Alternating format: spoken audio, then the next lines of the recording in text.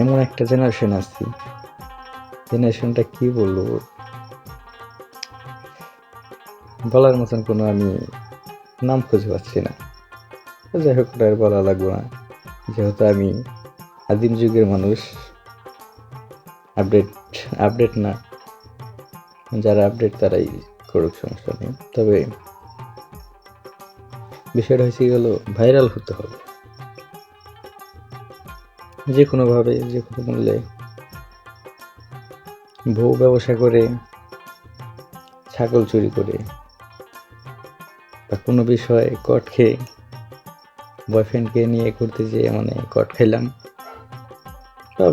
কিছু পাবলিকে ভিডিও করে আপলোড করে দিল ফেসবুকে, ইউটিউবে, টিকটকে। এই তো ভাইরাল হয়ে গেলাম।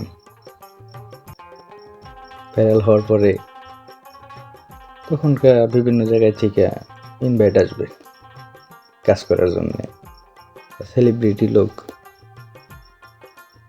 নানান ধরনের ইনভাইট পাবে বা পায়, তাহলেই মানে সাকসেস হয়ে যাবে। এটা হচ্ছে আমাদের জেনারেশন। কিন্তু ফেসবুকে কি বলবো, লিঙ্ক ভাইরাল করো বা ওই লোকেও ভাইরাল,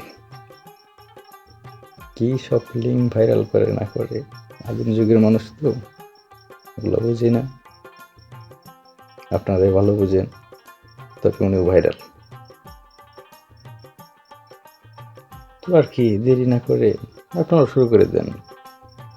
বউ ব্যবসায়ী, ছাগল চুরি, যে কোনোভাবে বাটপারি, মানুষকে বলেন এই একটা অ্যাপের মধ্যে অনেক টাকা পয়সা ইনকাম করা যায়, নানানভাবে ভিডিও বানিয়ে হয়ে যান, ভাইরাল হয়ে যান, তখন কটমট খেয়ে, তাহলেই সাকসেস হয়ে যাবেন।